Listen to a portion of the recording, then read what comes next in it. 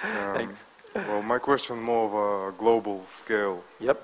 Looking at the mess that we're in right now. The global mess that we're living in right now. Yes, in all aspects, ecological. Like you say, we all look like we damaged goods with all our emotional damages. Back in the history, did we as a humanity came to this situation, or there's been outside forces, or as we say? It's a good question. It depends who you define as humanity. Well, human beings, yep. us. I actually define spirits as human beings too. So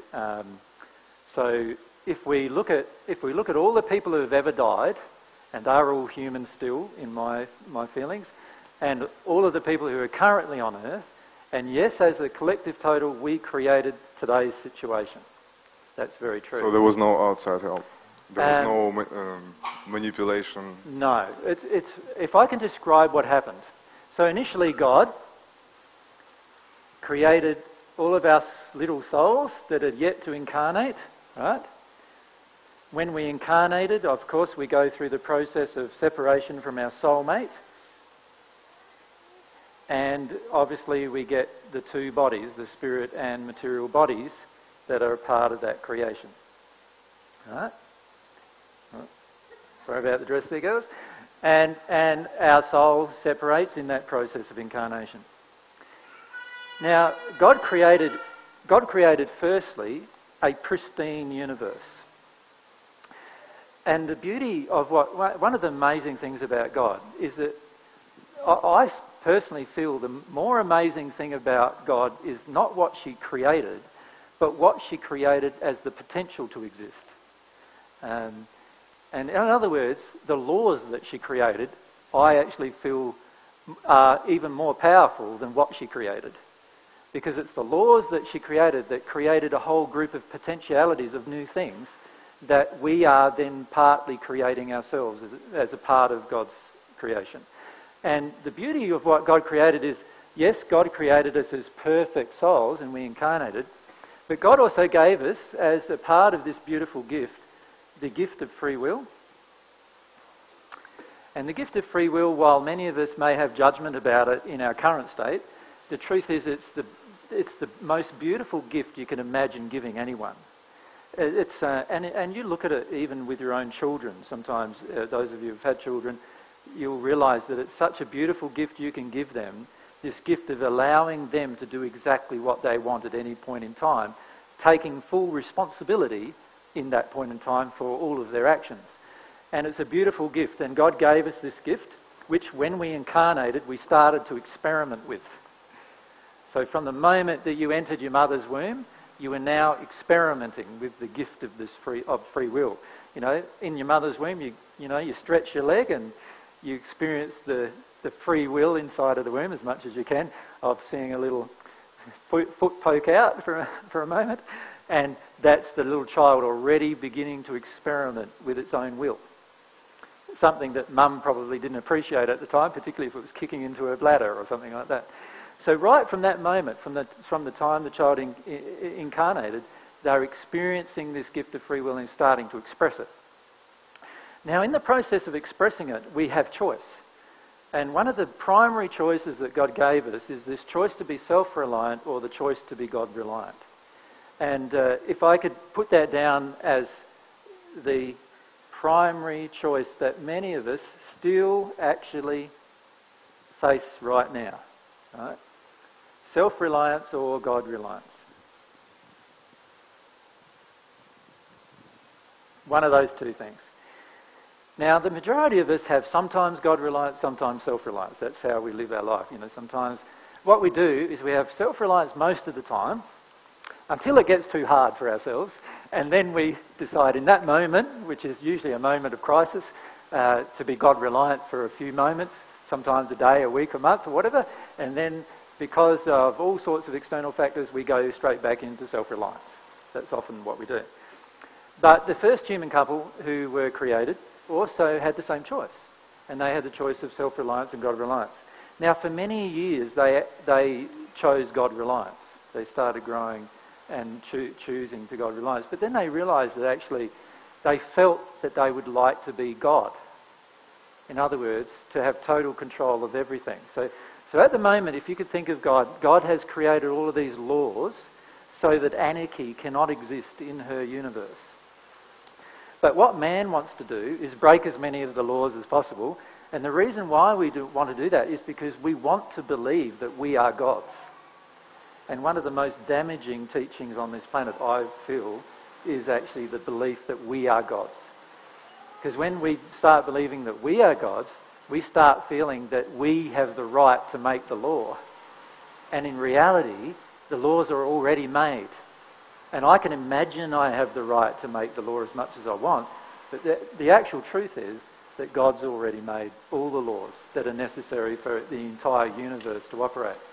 And in the process of that, I start choosing self-reliance because I start feeling like I want to make my own rules. I want to live my life by my own rules.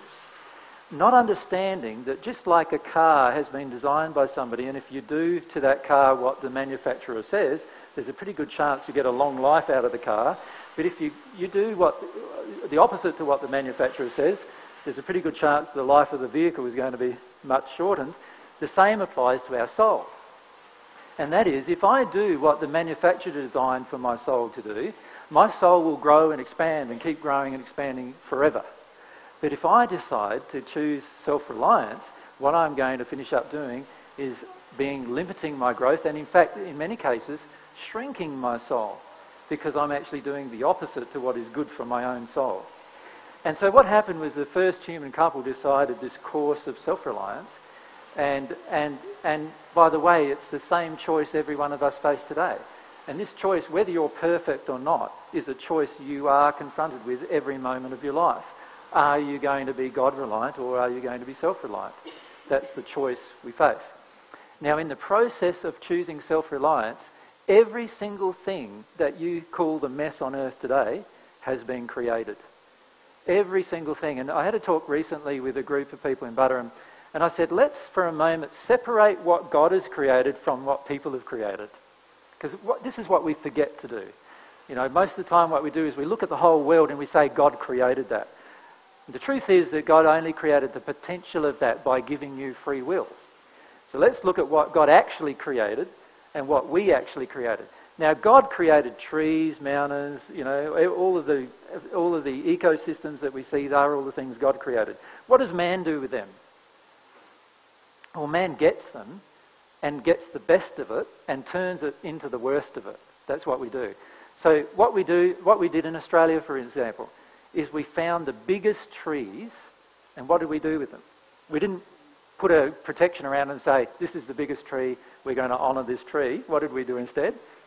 We saw it down and we use it in a house, and we only leave the smallest trees, which often take, 600, 700, 800 years to grow to those biggest trees. And so now it's very rare for us to go into a forest where there's actually 800-year-old or 1,000-year-old trees. Like, you can, in Queensland, you can drive for thousands of kilometres without seeing one, even though there's forests everywhere. And the reason why is because we take what God has created, this pristine thing God has created, and out of our self-reliance, we're no longer trusting that everything's going to be provided for us, so we've got to provide for ourselves. So what we decide to do is get the biggest tree, cut it down, turn it into blocks of wood that we can build a house with, not realising that actually what we've done is destroyed the environment for generations. You know, in the case of a tree, usually for another 10 generations we've destroyed the environment, just in that one act. And we've got to start looking at what we're creating through self-reliance. Every single problem we have on earth, so let's look at them. We've got the problem of economics on the earth at the moment, right? Where man has become self-reliant in terms of who gets what. So in other words, economics is not the even distribution of money, as you well know. Economics is a power play of the persons in power as to who gets what. And what we finish up doing with our so-called economics is we rape the poorer countries, so the richer countries can get richer, And then we rate the poorer people in the richer countries, so the richer people in the richer countries are going to get richer. And in the end, it all goes back and funnels back into some very few people on this planet that actually have the power in the So when does it end? Yeah. Then we've got the environmental problems, right? Right. We no longer trust that we can look after ourselves in a manner that's harmonious with the environment because we've become self-reliant. We're not God-reliant anymore. We don't know how things really work anymore. And so what we do is we rely on our own intuition and our own knowledge of how things work, which is often very flawed. And what we do is we finish up destroying the environment just through our day-to-day acts. Many of us totally unconscious of what's going on a day-to-day level, even in terms of our life and how it is destroying the environment. And we could start listing everything, couldn't we? We could start listing the medical profession, medicine,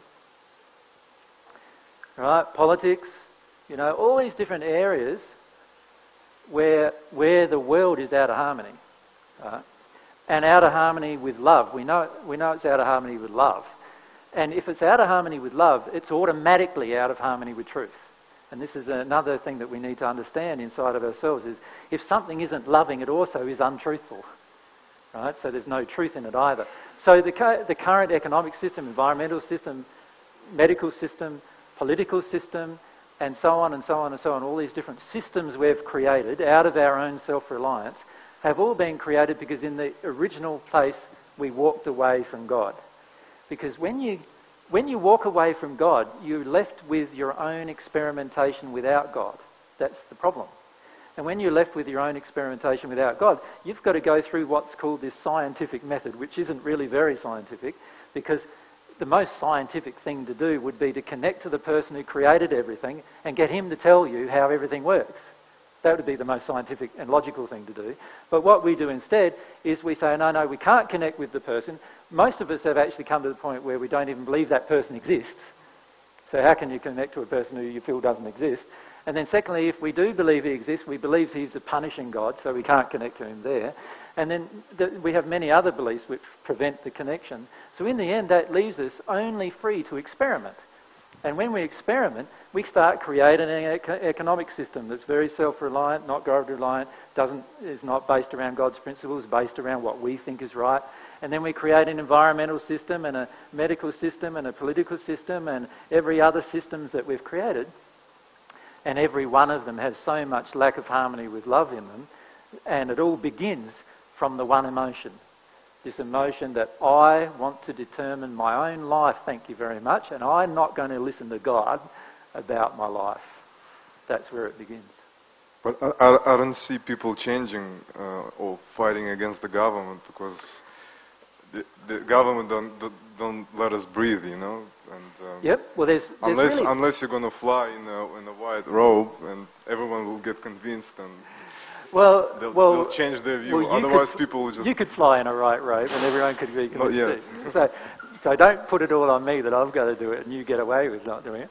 But secondly, there's two points that we need to realise with any change. The first one is that something is wrong. We need to admit to ourselves that something is wrong. So many of us don't even want to admit to ourselves in our own life that something is wrong, let alone that something is wrong in a bigger sense, like in the worldwide sense, right? So the first step is to admit to ourselves that in our own life something is wrong. Right?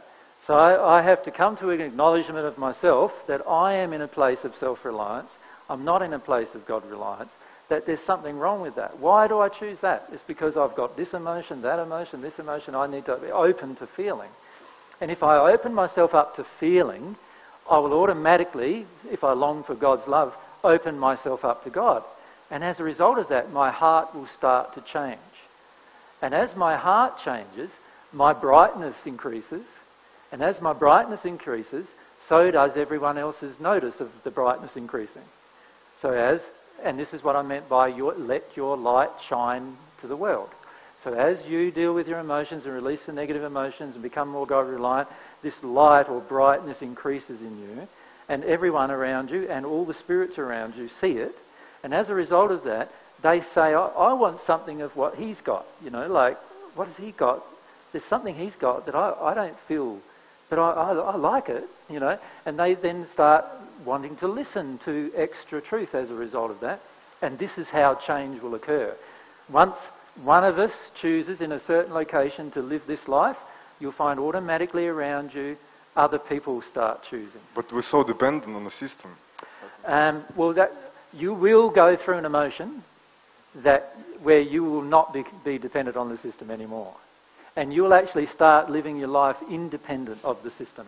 And that's what I meant by saying you will be in the world, but not of the world. Does that make sense? What will happen is you'll get to a point where you deal with different emotions and you'll start realising, actually, this system doesn't define how I will live my life anymore. Yeah, but if I go against it, I'll be put in jail or something like that. Well, no, that's a fear. You see, and fear is one of the biggest things we need to get rid of within ourselves. And remember, we get rid of it by feeling it, not by denying it. So yes, that is a statement of fear, and for the majority of us, that fear will be realised while I have that fear within me. But if I release that fear, I'll get to a point where I love the system. Remember, you'll get to the point where you love everything, which means also loving the system that you're living in. And you'll love it enough to see its error, but also be able to act in a way that's loving towards it. Now, when you do that, you'll find you'll confront the system, but the system won't bite you in the bottom every time you confront the system anymore, because you're in a state where there's no fear.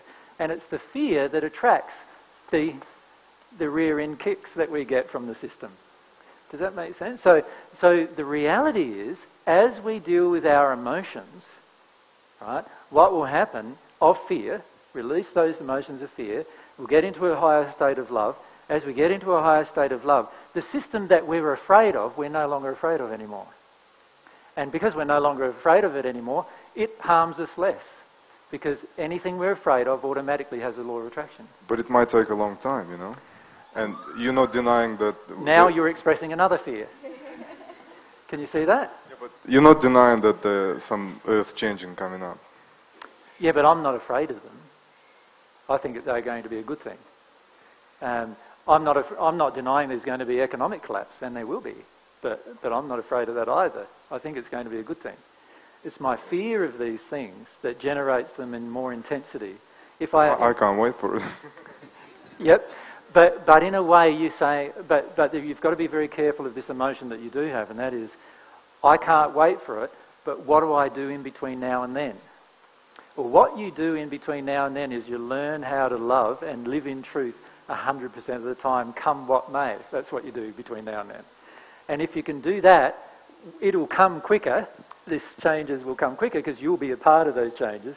They'll come faster, but also you'll be in a state where you can live in that place without the economic system that we have now, without the medical system we have now, without the political system we have now, and you'll be comfortable living in that place. To be frank with you, there'll be millions of people on this planet in a totally uncomfortable position living in that place. You imagine for a moment, in the US of A, if you wiped out law, every single person there pretty much has a gun. Now, how many people are afraid in the USA, do you feel, are actually afraid of wiping out law? Now, in the end, we don't need any other law than God's laws.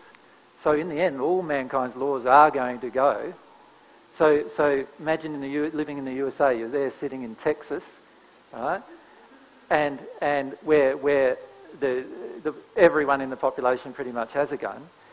And they've all got their shells in their, upstairs room and their guns stored in their closet.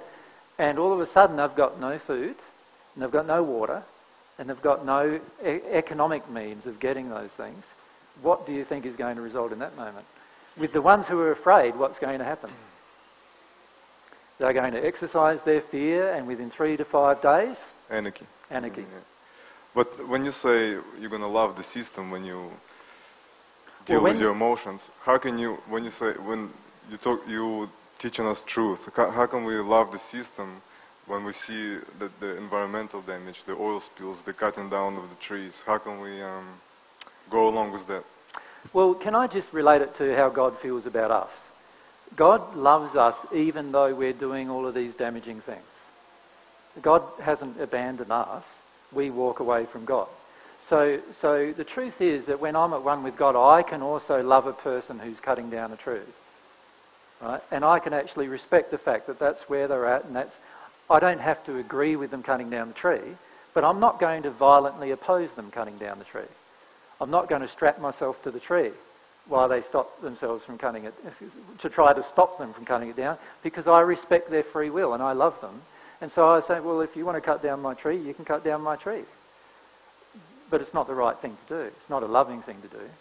But because I'm not invested in the fact that this is my tree or my thing or my that, just like God isn't invested in it either, God allows people to cut down his trees.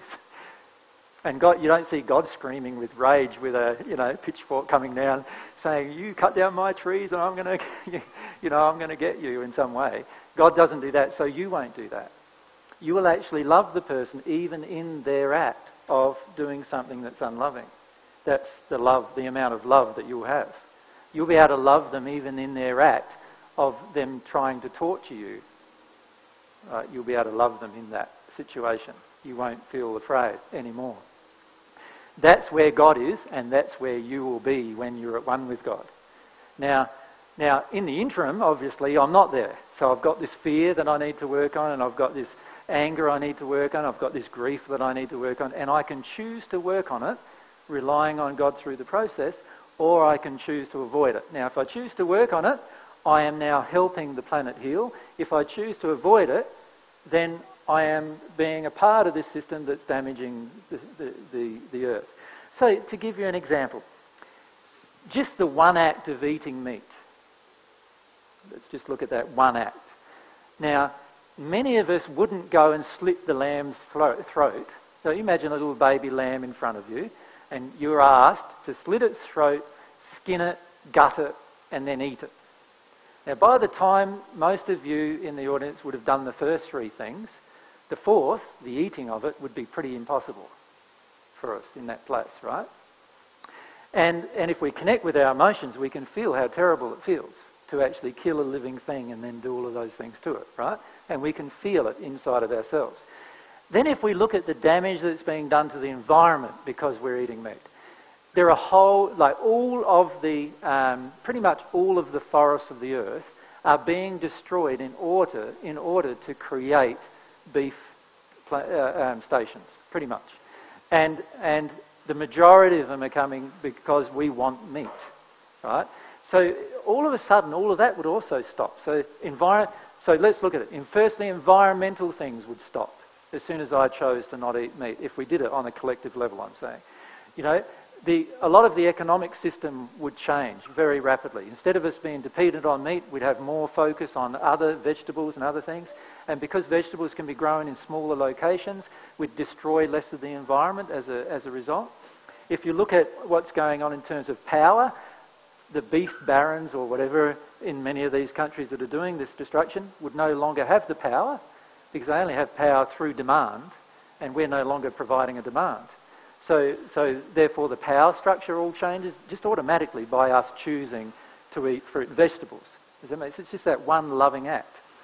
So all of a sudden I'm just changing one thing in my life, just one, and now that one thing is going to have an impact on the rest of the world. And if we did that collectively, you imagine the huge impact it would have.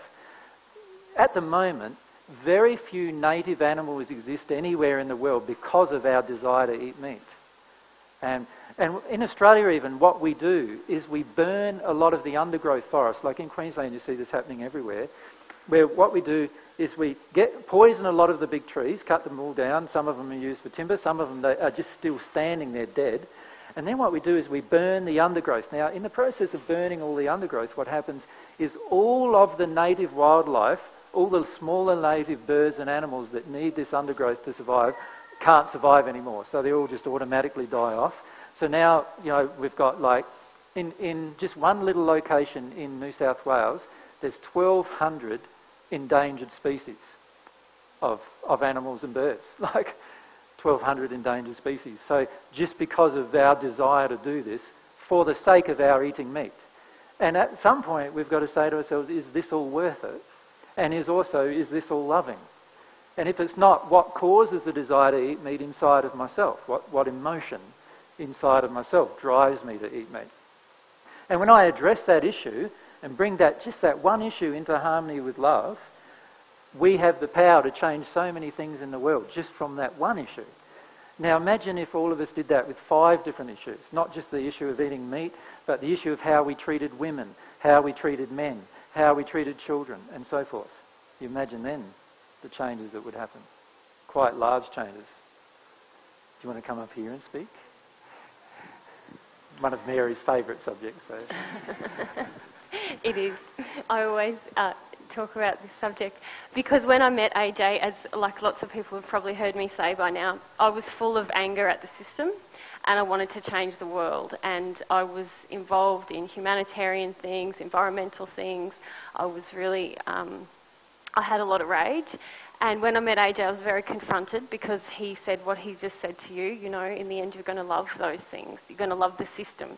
And I could connect to a desire to, yeah, maybe I want to love people, but I don't ever want to love that system because it just is abhorrent to me. But what I realised when I started on this path is I actually had a lot of really deep grief about feeling the hopelessness that I felt so cynical. I felt that it can't change. I can feel everything horrible that's happening out there and it can't change. And I didn't want to feel the grief of that, so I got angry and I wanted to take action in order to avoid that grief. And so I did some grieving about it.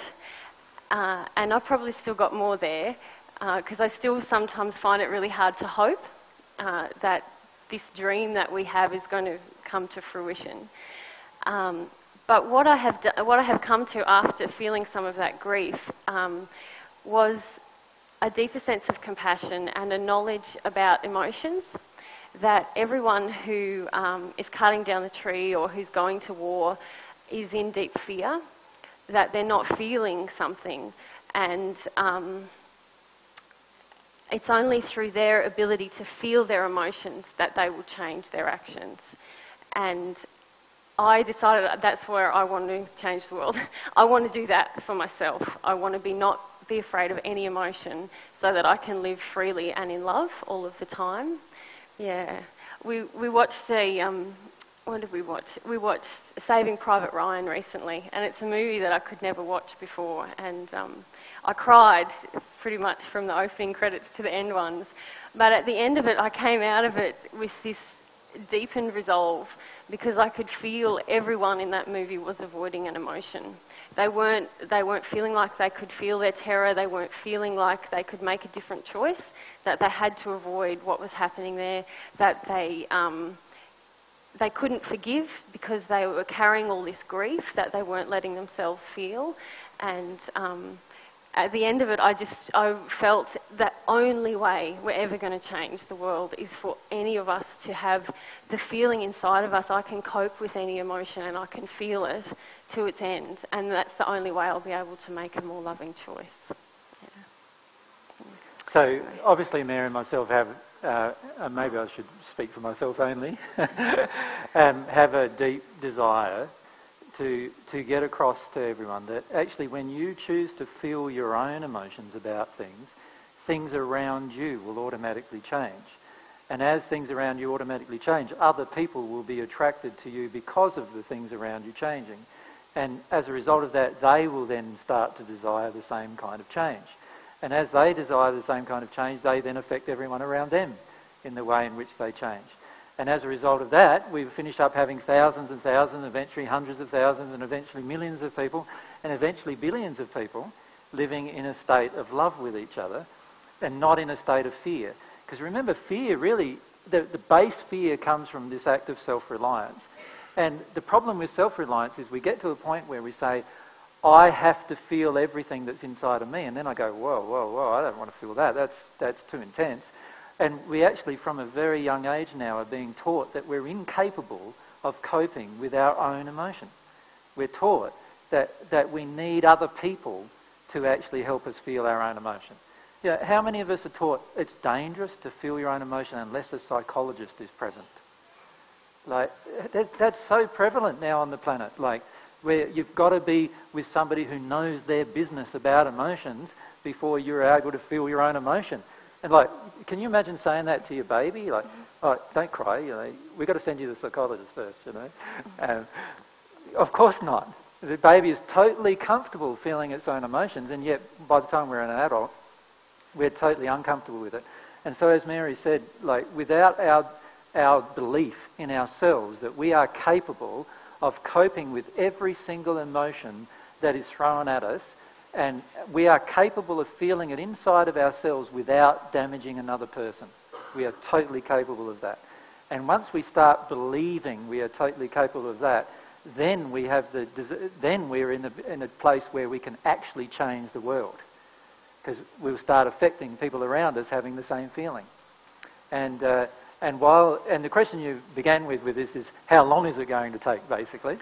And my feelings are, it can happen in a very rapid time. But it needs a group of people who are first in this place where they understand it and understand the power of connecting to your own emotions fully and connecting to God fully. And when you're in this powerful place emotionally, now you have the ability to help everyone around you to be in that same powerful place. And we need a good few thousand of people like that, you know, people who are in that place. And if you start with a few thousand people like that, and initially to get a few thousand, we need a few hundred. And then to get a few hundred, we need 10 or 20. And to get 20 or 20, we need 1 or 2. So that's how it starts, right? We get 1 or 2, 10 or 20, few hundred, few thousand of us in that place. Can you imagine if there's a few thousand of us in Australia in this place? Everyone around it, like, there's so-called 6 degrees of separation between people. In other words, I know someone who knows you personally 6 steps away from me, you know. So the truth is that we are so tightly connected with each other, we just don't realise it a lot of the times. But sooner or later, your change I'm going to get to see. When you change, I'll see it at some point in my life, because there's only 6 steps between you and me in terms of people. And if you bear that in mind, what that means is, as you change, sooner or later I will see it. And sooner or later I'll go, wow, like, that's different, he's different. I want some of that. Sooner or later I will. Sooner or later I'll connect with that within myself. And so all we need at the moment is really 10, 20, 30, 50, 100, 1,000, a couple of thousand people in that place. And then you imagine a couple of thousand people in that place, and then an economic system changes because of different things that happen. So all of a sudden imagine that everyone on earth lost all of their savings in one economic downturn. Now that's going to bring up a lot of emotions for most of us, isn't it? Just that one thing. Now if 1,000 of us are prepared for that, emotionally prepared for that, we're in a place where we know how to handle all of that. Now can you imagine what all the others are going to, they're all going to be attracted to the 1,000 who are in that place, aren't they? How do you live your life? You seem to still not be affected by it all. How come that is? What's going on for you?